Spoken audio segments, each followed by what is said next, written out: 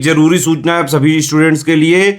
Study for civil services का Android app Google play store में आ चुका है, उसको प्लीज तुरंत इंस्टॉल कर लीजिए।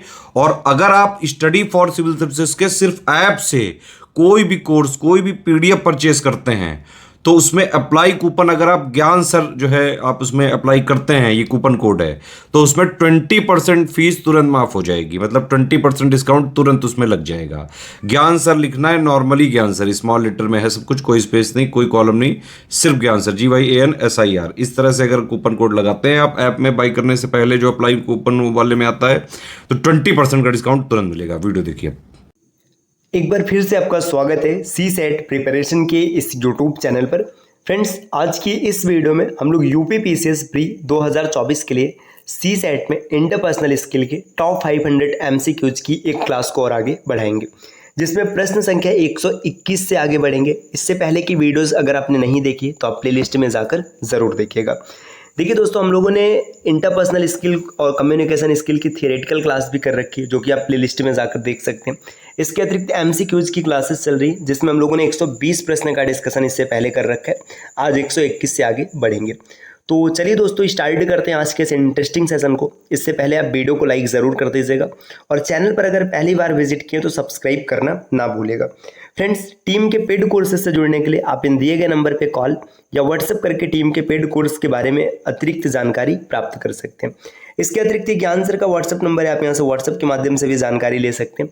और अगर आप किसी भी कोर्स को परचेस करते हैं study for civil services application के माध्यम से, तो आपको एक प्रॉपर डिस्काउंट देखने के लिए मिलेगा। चलिए अब आगे बढ़ते हैं अपने क्लास की ओर। प्रश्न संख्या 121 दिया है ना। निम्नलिखित में से कौन सा समस्या समाधान में कभी कभी बाधा उत्पन्न करता है? देखिए, अब ये बता रहे हैं विच one of the following sometimes hinders the problem solving, है ना। कभी कभी प्रॉब्लम सॉल्व कर रहे हैं तो उसमें कौन सी चीज समस्या पैदा कर सकती है? देखिए यहाँ पे दिया स्वशोध, है ना, मानसिक विन्यास, सादृश्यता और एल्गोरिथम। देखिए स्वशोध, इससे कोई समस्या नहीं आएगा, है ना। सादृश्यता से भी कोई समस्या नहीं आएगा, एल्गोरिथम से भी नहीं आएगा। जो मानसिक विन्यास है ये कभी कभी समस्या उत्पन्न कर सकते हैं। मेंटल सेट, तो पहले प्रश्न का सही उत्तर हो जाएगा विकल्प बी। अगले प्रश्न पर आते हैं। नेक्स्ट क्वेश्चन दिया, निम्नलिखित निर्णय शैली में किसमें लंबा समय लगता है?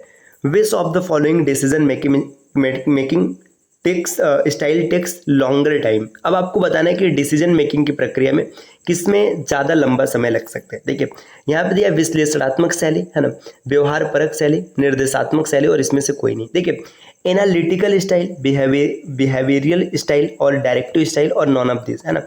एनालिटिकल, जब आप किसी का विश्लेषण कर रहे हैं तो इसमें ज़्यादा समय लग सकता है। तो 122 का सही उत्तर हो जाएगा विकल्प ए।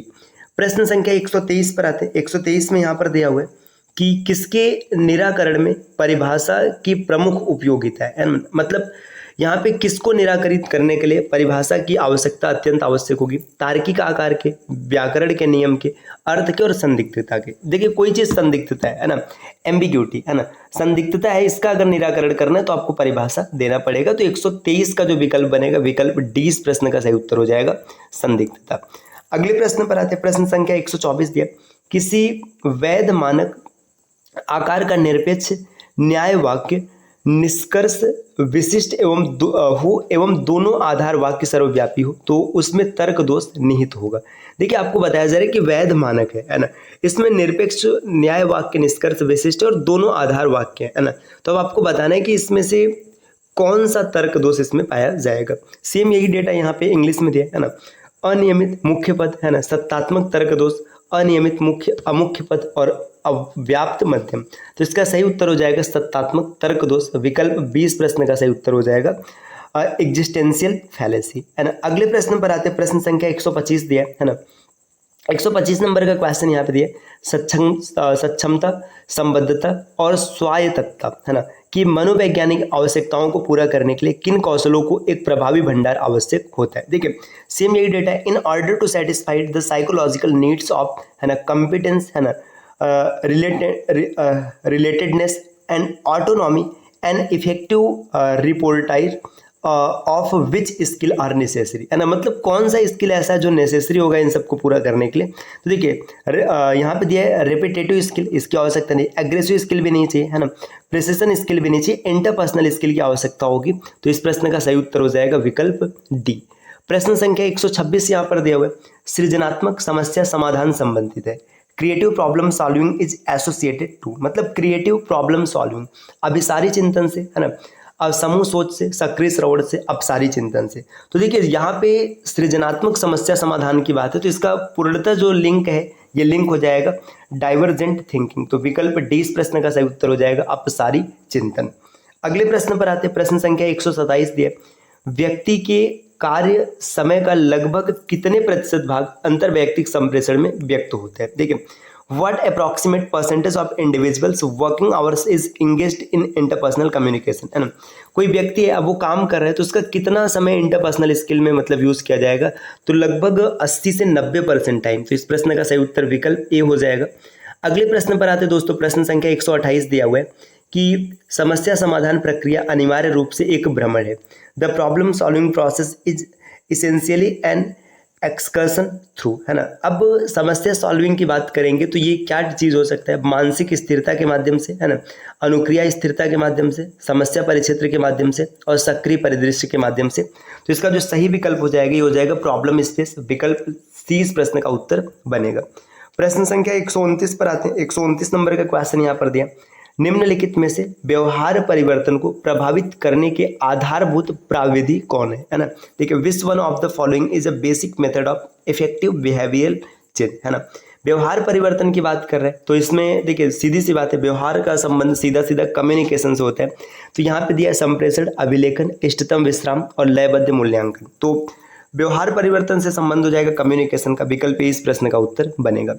प्रश्न संख्या 130 पर आते हैं। 130 नंबर का क्वेश्चन दिया, प्रतिपुष्टि मतलब फीडबैक, मतलब जानकारी देना प्रभावी रूप से व्यवहार के प्रबंधन एवं कार्य कुशलता को बढ़ाने में प्रयुक्त होता है, यह प्रकार है। देखिए, फीडबैक किसका प्रकार है, तो फीडबैक इंटरपर्सनल कम्युनिकेशन का प्रकार होता है, आपने थियरी में पढ़ रखा है। यहाँ पर विकल्पों को देखते हैं, जन संप्रेषण का, अनौपचारिक संप्रेषण का, अंतर्वैयक्तिक संप्रेषण का और समूह संप्रेषण का। तो इसका सही उत्तर हो जाएगा अंतर्वैयक्तिक संप्रेषण। आप यहाँ पे देख सकते हैं इंटरपर्सनल कम्युनिकेशन का। अगले प्रश्न पर आते हैं। प्रश्न संख्या 131 यहाँ पर दिया, प्रभावी समस्या समाधान का इष्टतम ढंग है। The optimal way for effective problem solving is, है ना। अब यहाँ पर क्या करना है, प्रभावी समस्या समाधान, इसकी बात करेंगे तो इसका जो सबसे सही तरीका है, विशिष्ट एवं प्रक्रमण को संतुलित करना, है ना, पारंपरिक एवं गैर पारंपरिक चिंतन को संतुलित करना, आत्म केंद्रिकता और अभिनीतियों को संतुलित करना, अभिधारणा एवं अनुमति को संतुलित करना। तो यहाँ पे प्रभावी समस्या समाधान की बात है, तो पारंपरिक और गैर पारंपरिक, है ना, इन चिंतन को बैलेंस कर लेना, यही इस प्रश्न का सही उत्तर बनेगा। 131 का सही उत्तर है विकल्प बी। प्रश्न संख्या 132 दिया, निर्णय लेने का उद्देश्य होना चाहिए। The objective of decision making should be, है ना। निर्णय लेने के उद्देश्य की बात करेंगे तो सही विकल्प का निर्धारण, सर्वश्रेष्ठ विकल्प का निर्धारण, जोखिम भरे विकल्प का निर्धारण और प्रबलित विकल्प का निर्धारण। देखिए, अब डिसीजन मेकिंग की बात करेंगे तो इसमें बेस्ट चॉइस मतलब सर्वश्रेष्ठ विकल्प को निर्धारित करना है। तो इसका सही उत्तर हो जाएगा to make the best choice, विकल्प बी। प्रश्न संख्या 133 पर आते हैं। क्वेश्चन नंबर 133 यहाँ पर दिया हुआ है दोस्तों, समान समूह के सदस्यों के मध्य संप्रेषण, है ना। देखिए, समान समूह की बात कर रहे हैं, है ना, तो सीधी सी बात है, जब communication along members of the same group, ये होता है लेटरल कम्युनिकेशन, विकल्प 20 प्रश्न का सही उत्तर होगा। अगर आपने थियरी की क्लास सही से अटेंड की है तो कोई भी क्वेश्चन ऐसा नहीं होगा जो आप ना कर पाए, सब आसानी से कर पाएंगे। प्रश्न संख्या 134 दिया, समस्या समाधान में वर्तमान जानकारी को रूपांतरित किया जाता है ना।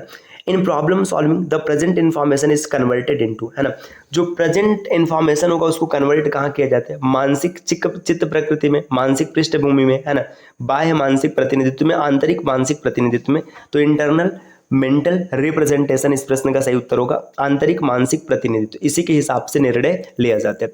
प्रश्न संख्या 135 की बात करेंगे तो 135 में दिया, निम्नलिखित में से कौन सचेतन श्रवण में बाधा नहीं है। देखिए, आपको ये बताना है कि जो सचेतन श्रवण है मतलब एक्टिव लिसनिंग है, इसमें माइंडफुल लिसनिंग, माफ कीजिएगा मैं एक्टिव लिसनिंग बोल गया, है ना, इसमें कौन बाधा नहीं आएगा।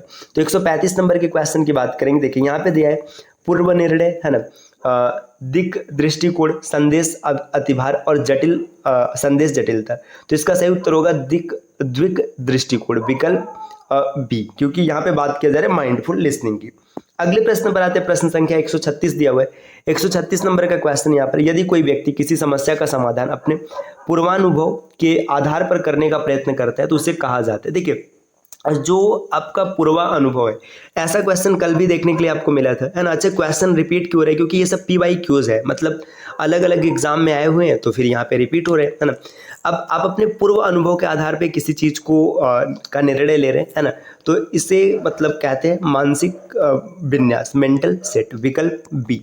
प्रश्न संख्या 137 दिया दोस्तों, यहाँ पर 137 नंबर का क्वेश्चन है। निर्णय लेने के संदर्भ में व्यक्तिगत डॉट यहाँ पे कुछ भरा जाएगा, आमतौर पर कहा जाता है। देखिए, अब यहाँ पे in the context of decision making personal probabilities of commonly preferred है, जिसको सब्जेक्टिव प्रोबेबिलिटीज कहते हैं। विकल्प सी।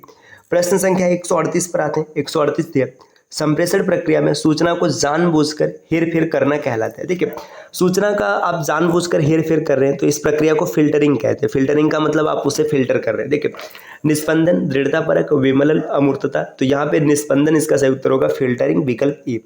प्रश्न संख्या 139 दिया है, समस्या समाधान में सादृश्यता का उपयोग दर्शाता है। Use of analogy in problem solving means, है ना।